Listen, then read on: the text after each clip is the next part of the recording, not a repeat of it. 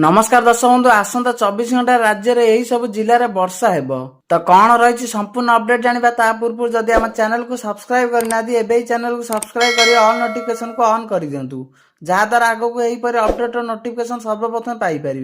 लघुचाप प्रभाव राज्यर विभिन्न स्थान में वर्षा जारी रही आहरी 3 दिन प्रबल वर्षा होबार संभावना उभा होईछि। आज कोरापुट मालकानगिरी रायगड़ा और गजपति जिले में प्रबल अति प्रबल वर्षा नहीं ऑरेंज वार्निंग जारी करा जायथिबा बेले गंजाम कंधमाल कलाहांडी और नवरंगपुर रे प्रबल वर्षा नहीं येलो वार्निंग जारी होईछि। वज्रपात पई पुरी खोर्धा नयागड़ा सोनपुर बौद्ध नुआपड़ा बलांगीर झारसुगुड़ा सुंदरगढ़ केन्दुझर मयूरभंज बालेश्वर भद्रक जाजपुर केन्द्रापड़ा कटक और जगतसिंहपुर आदि जिला को येलो वार्निंग जारी करा जायछि। तेबे 19 तारिख सकाळ वर्षा परिमाण बढ़ी पारे एथिपाई कोरापुट मालकानगिरी और नवरंगपुर रे रेड वार्निंग और रायगड़ा गजपति और कलाहांडी को ऑरेंज वार्निंग रही। सेपटे समुद्र अशांत रहिबो। समुद्र उपकूल अंचल 40 रु 60 किलोमीटर बेगर पवन बहिबार संभावना रही। तेणु मेघुआ पाग और पवन बेग को नहीं 17 रु 20 तारिख जाए मत्स्यजीवी को समुद्र जीवाकू बारण करिछि पाणीपाग विभाग।